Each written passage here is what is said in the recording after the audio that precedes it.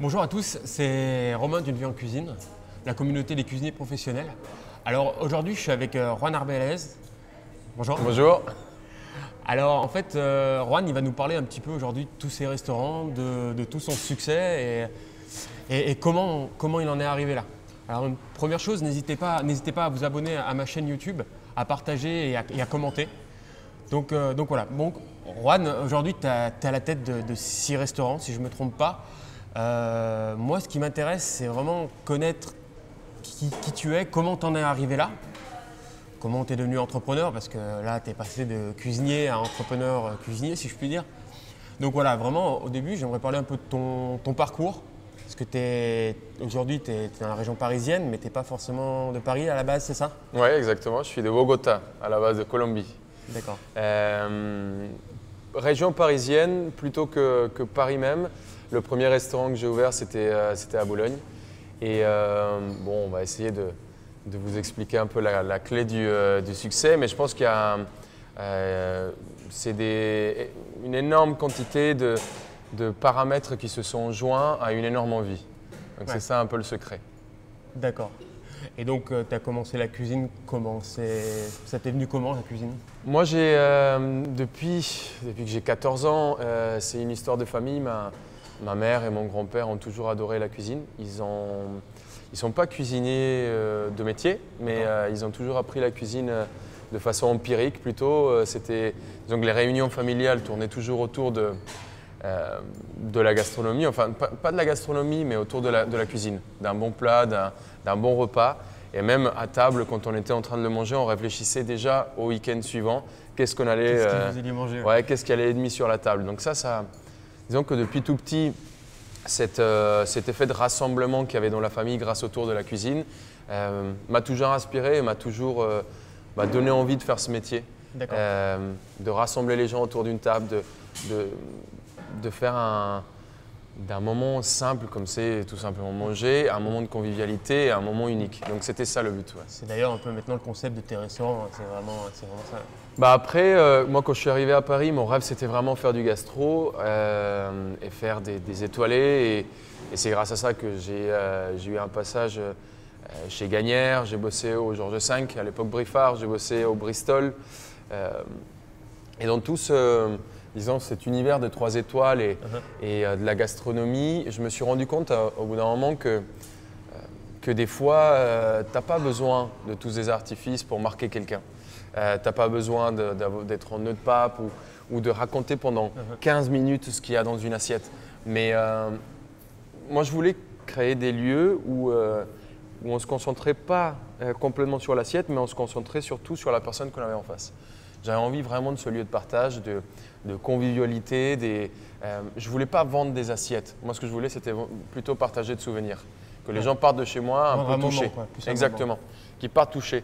Et d'ailleurs, j'ai ouvert le premier restaurant, je me suis rendu compte que j'ai pris énormément de plaisir, non seulement à créer la créativité moi, depuis petit, j'ai adoré la créativité. Quand j'avais 12 ans, je voulais être publicitaire. Et à 14 ans, j'ai décidé d'être cuisinier et je me suis dit, c'est génial, la partie de créer, toujours sur la créativité. Et en fait, quand j'ai ouvert le premier restaurant, je me suis rendu compte que j'ai pris autant de plaisir à créer des assiettes, à choisir la vaisselle, à choisir les verres, à savoir qu'est-ce qu'on va mettre sur un mur, qu'est-ce qu'on va dire quand le client rentre, comment va être l'accueil, dans quoi on va ramener l'addition, dans quoi la musique. Et du coup, c'est vraiment le tout, quoi. Exactement. Je me suis vraiment pris plaisir à une créativité générale, à créer plutôt un univers que créer juste une assiette. Et du coup, c'est là où je pense je récupère la deuxième casquette. J'étais déjà cuisinier, chef de cuisine, je ne sais pas, oui, chef de cuisine, tu deviens chef de cuisine quand… Forcément, ouais. À partir du moment où tu es le plus haut gradé dans la cuisine. Je pense que le chef de cuisine, c'est plus un truc psychologique, mais je me suis pris un réel plaisir à créer des univers. Et c'est là où je prends la deuxième casquette de restaurateur. D'accord. Voilà. Et dans ton parcours, il y a eu quand même une étape peut-être importante quand même, tu as fait Top Chef? Ouais, j'ai fait Top Chef 2000, tournage 2011, diffusion 2012, donc c'était la saison 3. Une expérience qui est assez assez magique si on sait la gérer. C'est un peu comme, tu sais, pour moi, l'expérience Top Chef est comme si tu vas surfer Tupo. Tu connais Tupo? C'est une des vagues les plus dangereuses qui existent au monde et qui est… Si tu la surfes, tu peux vivre, et si tu la surfes bien, tu peux vivre la meilleure expérience de ta vie, tu vas partir avec un souvenir incroyable, ça peut vraiment être magique. Si tu loupes, si tu dérapes un pied, tu peux passer 3 minutes 30 sous l'eau, tu vas te faire… tu rentres dans une machine à laver et pour le coup, tu t'en souviens aussi toute ta vie. Ouais, parce que c'est ça, aujourd'hui, il y en a beaucoup qui sont passés par Top Chef. Ouais. Tous ne ressortent pas comme toi tu es ressorti, en fait, c'est ça le truc. Bah, on est à la 9e, je crois, 9e saison, ou je ne sais pas exactement. J'ai jamais été un adepte vraiment de Top Chef, je ne la regardais pas. C'est des potes qui m'inscrivent et je trouve ça un peu délire. J'ai toujours aimé le challenge, je me suis dit c'est un bon challenge à relever, allez on se lance. Et en fait, l'expérience Top Chef, c'est pas… Moi je finis 10e de Top Chef. Tu sors même pas dans les premiers, quoi. Une vraie daube, ouais, une vraie daube. Je fais 4 émissions, on était 14, je fais 4 émissions et je finis 10e. Et je me suis rendu compte en fait, c'est là où je dis que la vague, il faut savoir la surfer, c'est que la réelle importance de Top Chef, c'est pas comment tu le vis quand tu es dans Top Chef, mais comment tu le vis quand c'est diffusé, une fois que c'est mis à l'écran. En fait, quand Top Chef passe à la télé, les clients te reconnaissent, les journalistes sont beaucoup plus ouverts, les chefs te reconnaissent et sont beaucoup plus ouverts, ton banquier te reconnaît. Donc du coup, c'est surtout disons que c'est une clé. On te donne une clé qui ouvre des portes. Si tu as un minimum de potentiel sympathie, si tu as un peu de charisme, si tu es gentil et tu n'as pas une grande gueule démesurée, tu touches les gens, tu vas leur parler. Les gens, ça donne une espèce de sensation ça rassure les gens. D'accord. Dans ce que tu fais, dans ton métier, dans le fait que tu sois cuisinier, que tu es passé par là. Et du coup, c'est ce qui m'a aidé moi, c'est le fait de rester, je pense, assez simple, de rester assez accessible, de rester vraiment toi-même, quoi. De rester cool, exactement. Il y a des gars, et il y a un truc qu'il ne faut pas oublier. Nous, notre métier, là aujourd'hui, on a une caméra là devant. Et c'est hyper cool, mais il ne faut jamais oublier que nous, notre métier, c'est être derrière un fourneau. Ça, c'est essentiel. On peut se servir aujourd'hui de toute la partie média, on peut se servir de la caméra, on peut être à l'aise, mais ça, c'est un métier, tu vois, c'est un truc qui… Mais c'est l'assiette. Exactement. Nous, ce qui nous guide et ce qui va nous faire aller plus loin, c'est jamais oublier que notre métier, c'est ça. C'est être cuisinier, c'est être derrière le fourneau. Ouais, complètement. Donc là, c'est vrai que tu es sorti grandi, on peut le dire, c'est que c'est de l'expérience Top Chef. Tu es parti vraiment derrière tout ça, dans l'entrepreneuriat, si on peut dire, parce que tu as commencé avec un restaurant. Le premier, c'était Plancha, c'est ça? Exactement, ouais. Et tu as enchaîné derrière, quoi. Comment ça s'est passé un peu? Disons que moi, quand j'arrive à Paris, je me suis dit, j'aimerais bien… À 18 ans, je suis arrivé. Et je me suis dit, j'aimerais bien et je rêve d'avant 40 ans ouvrir mon premier restaurant. Avant 40 ans, t'avais dit? Oui, avant 40 ans, d'ouvrir le premier. Il s'avère qu'à 25, j'étais en train d'ouvrir le premier restaurant, qui était Plancha. Top Chef est un tremplin, Top Chef t'économise 10 ans de ta vie. Si tu es malin et tu sais le surfer. et en fait, j'ouvre le premier, j'avais pas un sou en poche, mais il y avait un restaurant à Boulogne qui appartenait à un Colombien, Enrique Solano, qui était en train de se casser un peu la gueule. Et en fait, je lui ai proposé de me donner des parts et en échange de ça, je bosserais comme un malade dedans. Si ça marchait, bah, on divisait les gains en deux. Si ça ne marchait pas, bah, il divisait les pertes en deux. Donc quoi qu'il arrive, il était gagnant. On rentre dans le truc et pendant 3 mois, on était tous les deux en terrasse en train de boire des bières. C'était assez dur, mais on s'est un peu accroché et je pense que c'était mi-septembre et on a eu un client qui est venu avec sa femme. Il s'est posé à table, on a fait 4 couverts ce soir-là. Et en fait, c'était un blog. C'était un blog qui s'appelle le blog de Boulogne. Et le gars, moi je ne connaissais pas le blog de Boulogne, hein, personne n'a entendu parler du truc. Et en fait, il poste un article, il s'avère qu'il est suivi par 300 000 Boulonnais ou un truc comme ça. Et du jour au lendemain, le téléphone ne s'arrête pas de sonner. Plancha devient un peu un icône de Boulogne, un restaurant où même les Parisiens venaient. Et en fait, les journalistes disent, c'est marrant, ce gamin qui a bossé chez Gagnère, au Georges V, au Bristol, qui a eu toute cette histoire d'étoilé et qui va se placer dans le pire endroit de la planète, loin des métros, dans une rue mais merdique complètement. Il y aurait un programme télé de Stéphane Plaza qui s'appelle « Je te trouve le pire restaurant au monde ». ils m'auraient pas laissé participer. Non, mais jamais. J'aurais gagné de loin, quoi. C'est un truc, mais je suis devant une caserne de pompiers et tout le monde m'a dit ne va pas là-bas. C'est un enfer. Et en fait, j'ai écouté personne. Du coup, Mais au final, c'est pour ça succès. et c'est pour ça que la clé du succès, c'est un peu compliqué. Plancha, on a réussi à faire. Tu sais, j'ai 38 places assises et on fait aujourd'hui 50 ou 60 coureurs le midi et le soir, on peut monter jusqu'à 80. Donc, tu vois, et ça reste aujourd'hui un icône de Boulogne, une vraie image. Donc, du coup, c'est la clé du succès. Je pense que c'est l'envie et c'est le travail. Tu vois, je pense que c'est ça. C'est vraiment tes deux clés que tu retiendrais. Ouais, c'est vraiment pour moi, le succès, c'est 95% de boulot, 5% de talent et de chance. Mais si tu n'as pas le 95, le 5 n'arrive jamais. Une fois que Boulogne a explosé, j'étais avec Max qui me suivait, Max Kuzniar, qui était mon second, aujourd'hui c'est le chef et c'est mon associé. Donc je lui ai laissé Plancha et je suis parti, comme je me suis pris plaisir à créer des univers en entier, j'ai créé mon deuxième restaurant qui était un concept autour du pain et du vin. Je voulais mettre au centre de l'assiette ces deux éléments qui nous accompagnent tout au long des repas, mais que de temps en temps on oublie de mettre en avant. Et du coup, je me suis dit, je vais créer un restaurant complet autour du pain et du vin. Donc du coup, des plats en sauce, des plats où on utilise ce pain pour venir saucer au fond, le fameux chabrot. On ne parle même pas de savoir si on sauce ou pas, quoi. On y va, quoi. On oublie. Et j'ai d'ailleurs retravaillé une recette autour du pain. C'est du pain au levain. Le restaurant s'appelle Le Vin. Et j'ai retravaillé une recette qui a été un peu prostituée par les brasseries, qui était la tartine. Tu vois, cette tartine qu'on mange dans les brasseries aujourd'hui, qui est un bout de pain dégueulasse, hyper sec, avec un bout de jambon premier marché et du fromage fondu au-dessus, trop cramé.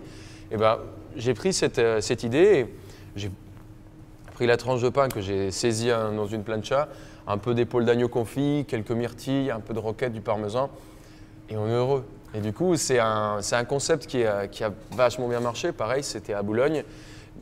J'ai fait un peu une analyse, quand j'ai ouvert le deuxième restaurant, une analyse plus de restaurateur que de chef. J'ai vu le succès Plancha, je me suis dit qu'est-ce qui se passe? Pourquoi à Paris j'ai des potes qui se plaignent, des gens qui souffrent, et moi j'ouvre Plancha qui est quand même paumé au milieu de la planète. C'est là que tu as commencé peut-être à réagir autrement. Exactement, et je me suis dit tu sais quoi, je vais être le chef de la périphérie. Je vais ouvrir que à l'extérieur de Paris et voir ce que ça donne, quoi. Et du coup j'ouvre le deuxième à Boulogne, pareil, ça fonctionne hyper bien, ça cartonne.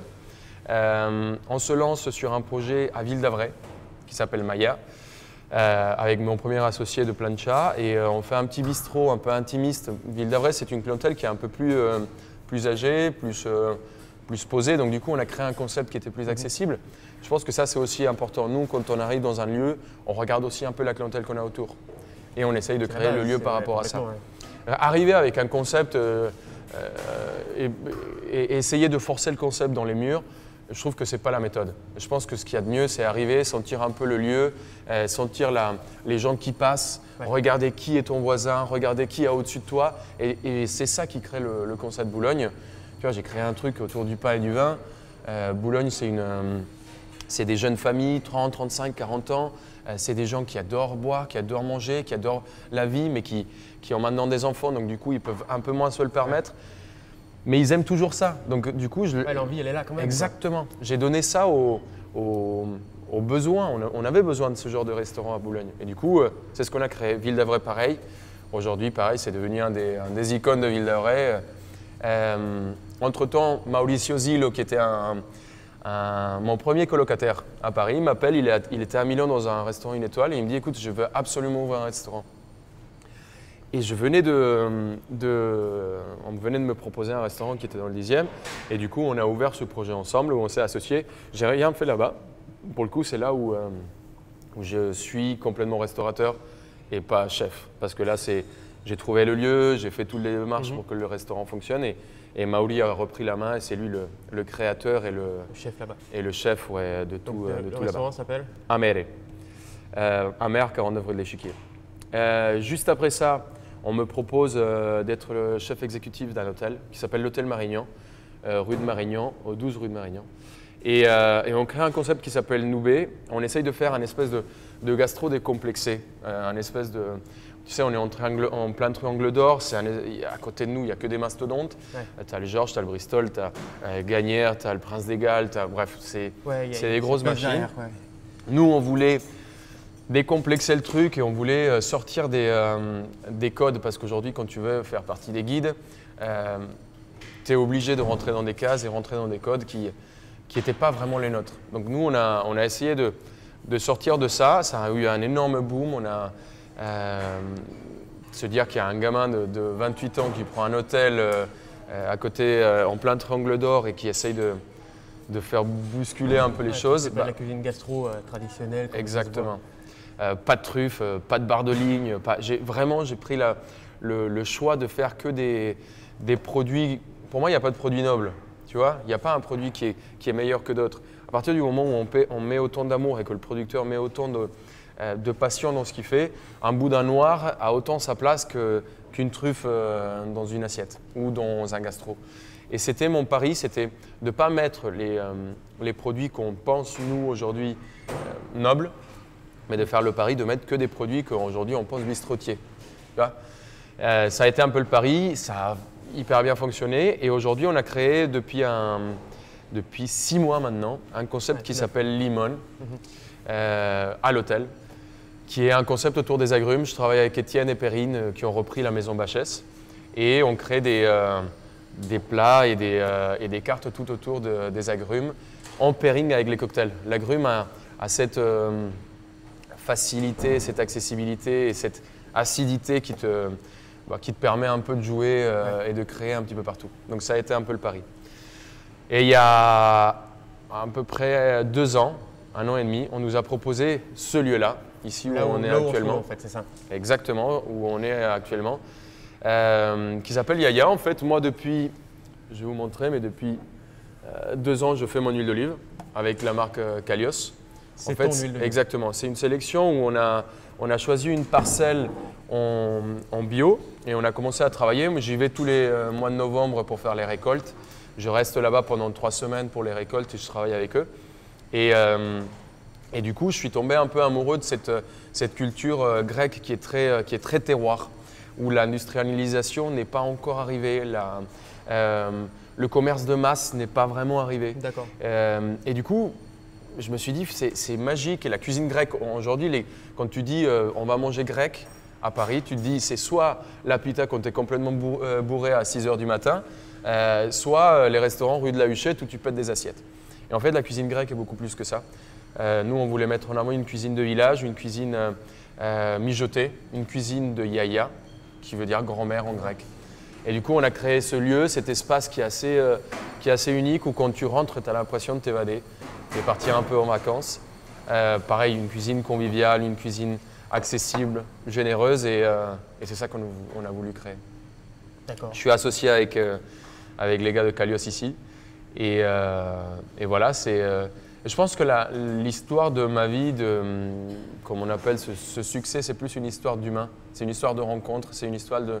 Si tu vois, à chaque fois, ça a été… C'est pas vraiment de l'entrepreneuriat pur, c'est vraiment, comme tu dis, des personnes, des ressentis, c'est autre chose, quoi. C'est pas une simple volonté, peut-être. Et ce qui me motive, c'est pas l'entrepreneuriat, Ouais. Ce qui me motive, c'est pas voir qui a la plus grosse. Ce qui me motive, c'est ça, c'est les rencontres humaines et c'est le partage. Bien sûr, il y a de l'entrepreneuriat, parce que tu peux pas ouvrir des restaurants sans avoir des bases solides et sans être tous les jours au travail et sans faire du business et sans aller voir ton banquier et sans prendre un crédit ici et sans penser à l'argent. Bien sûr qu'il faut de l'entrepreneuriat, mais c'est pas ça le moteur. Ouais. Le moteur aujourd'hui, c'est les rencontres, c'est ça, c'est ce qu'on est en train de faire. C'est écouter tout le monde, c'est essayer de rencontrer tout le monde. Et je pense qu'elle est là la magie des métiers. C'est ça, c'est que on nourrit les gens et c'est beau. Ouais. Ça, c'est important Moi, pour je suis moi. convaincu. Donc en fait, quand tu as fait Top Chef, comment ça a été perçu un petit peu l'idée que tu sois parti peut-être te mettre en avant par ton restaurant où tu étais actuellement? Disons qu'au début, tout le monde, j'avais pas vraiment des retours. Moi, quand j'ai signé au restaurant où j'étais quand Top Chef, quand j'allais faire Top Chef, c'était déjà prévu que je le fasse. Donc du coup, je suis arrivé, je leur ai annoncé que j'allais le faire. J'ai fait 3 mois et après 3 mois, j'ai dû partir pendant 1 mois. Ouais. Ils savaient que c'était congé sans solde, que c'était géré comme ça. Et du coup, au retour, la situation était un peu différente parce que je pense qu'il y a eu… tu as des mesbas, tu as des gens qui parlent. Je pense que le fait que tu sois un peu mis en avant, que tu sois à la télé, ça, de toute façon, à partir du moment où tu es connu, où tu es un peu… Ouais. je ne dirais pas jusqu'à meilleur, mais où à partir du moment où tu fais quelque chose de différent, Ouais. il y aura toujours une critique, positive ou négative. Tu auras toujours des gens qui seront capables d'en parler. Et je pense qu'à mon retour, ça a été un souci, le fait que je le fasse. Ouais. Ça a été un problème parce que les blagues n'étaient plus les mêmes. La façon de demander les choses n'était plus la même. On le voyait autrement. Ouais. Et du coup, j'ai l'impression qu'il y a eu un moment où on sentait que en cuisine, je leur sortais des mains. Tu vois, comme si c'était plus contrôlable. Je ne sais pas pourquoi, mais c'était même pas diffusé encore Top Chef. Hein. Ouais. Je venais de le faire, mais ils avaient la sensation que c'était moins gérable pour eux. Et j'ai subi quelques coups de pression un peu compliqués. Ça n'a pas duré longtemps parce que je me suis rendu compte au bout d'un moment que c'était pas vraiment gérable et j'ai décidé de partir. J'ai travaillé j'étais chef de partie quand j'ai fait Top Chef. Je suis parti pour reprendre les cuisines d'un restaurant dans le 16e où j'ai été chef de cuisine pendant presque 1 an. Et juste après, je me suis rendu compte en fait qu'il fallait absolument que j'exprime tout ce que j'avais. Que tu écrives ton histoire. Exactement.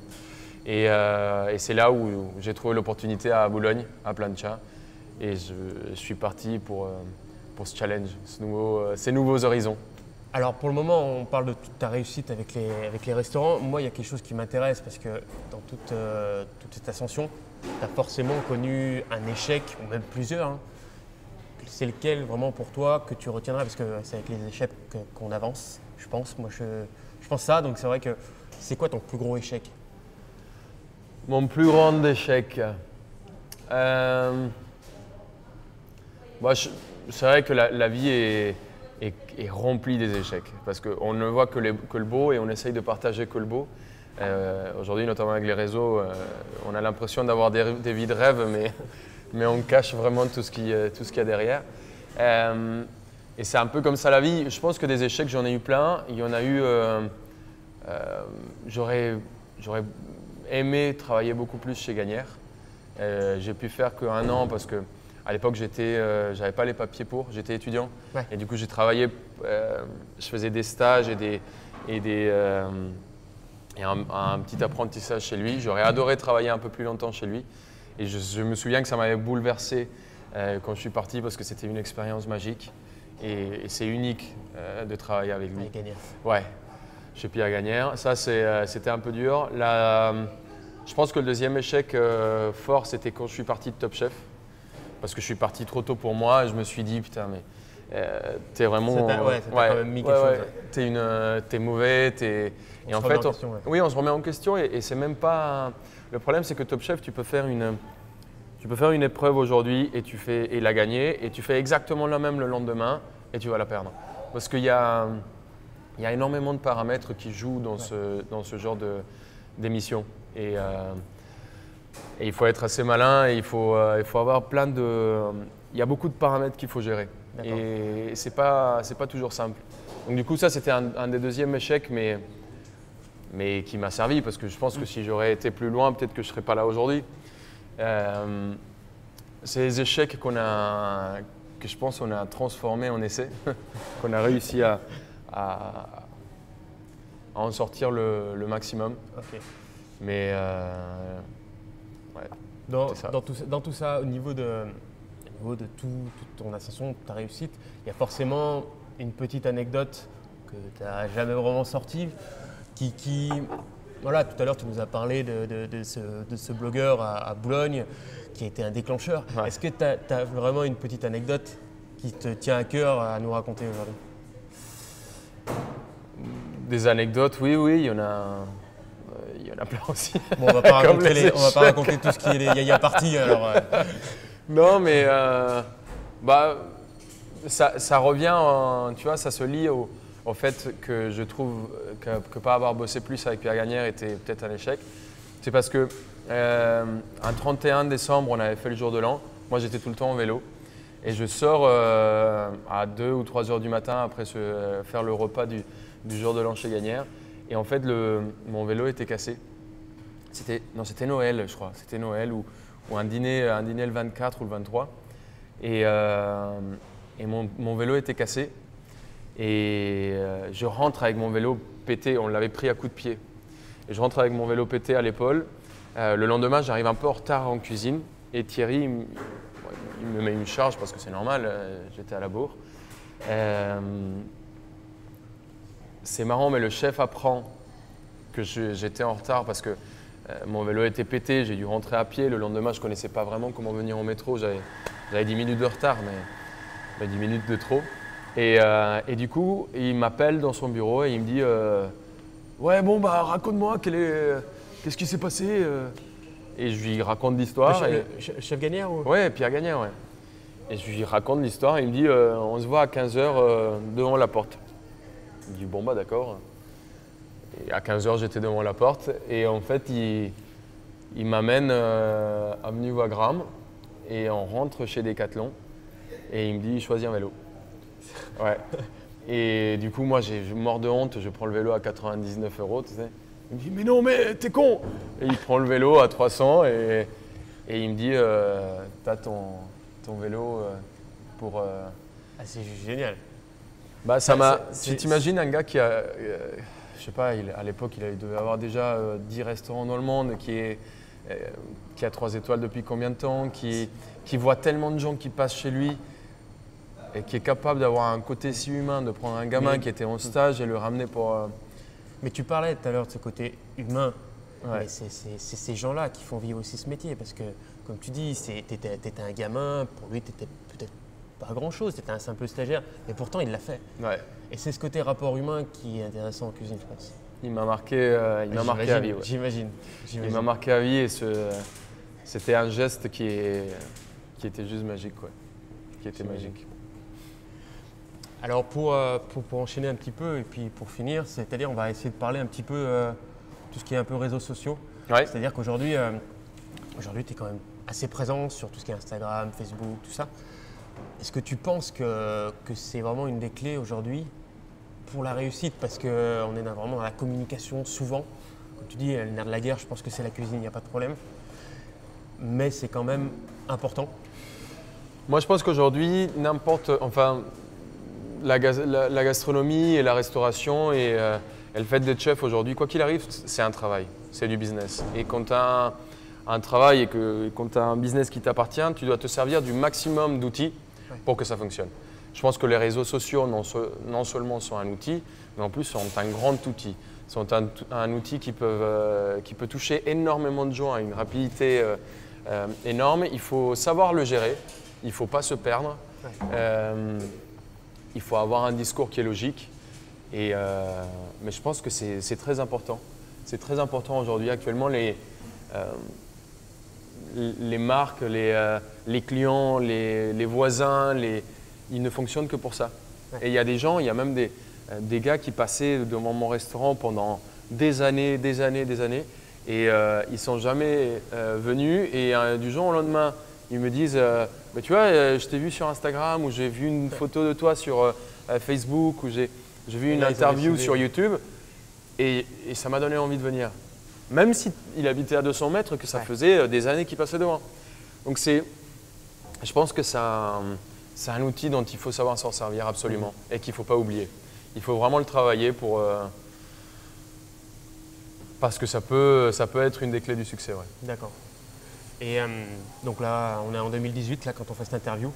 Comment toi, tu vois un peu l'avenir de notre cuisine? C'est-à-dire que dans 10 ans, dans 15 ans, je ne sais pas comment tu la vois, parce que c'est vrai qu'on évolue dans quel sens? Dans le sens un peu des gastros où vraiment on recherche toujours la perfection, tout ça?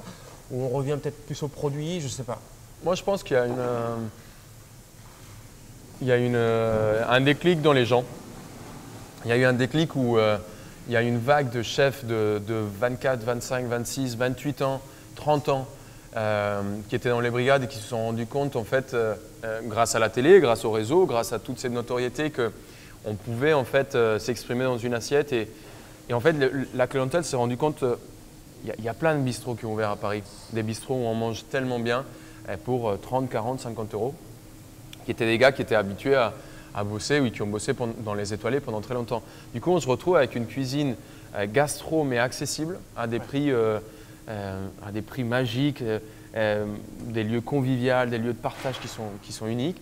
Et du coup, je pense que la clientèle commence à se rendre compte de ça. On n'est pas aujourd'hui obligé de mettre 200 ou 300 euros dans une assiette pour passer un bon moment et pour bien manger.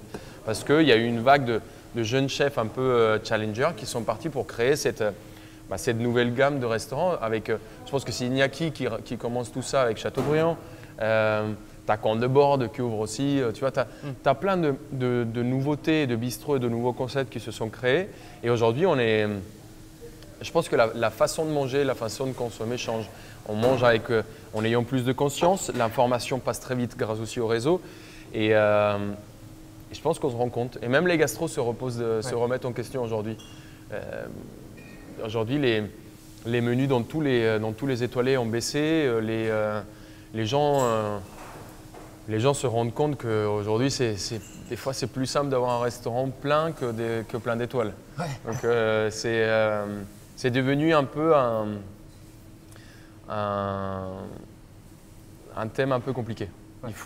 Il faut savoir avoir le bon dosage et être ce qu'on met sur l'assiette soit au bon prix, ne pas se foutre de la gueule du client, essayer d'être honnête avec eux. Et je pense que les gens se rendent compte aujourd'hui qu'on peut très bien manger pour une somme assez modérée. Donc, c'est ce que nous, on essaye de faire ici. Tu vois. Aïe, aïe, aïe. Partout, dans tous nos bistrots. C'est un lieu de partage.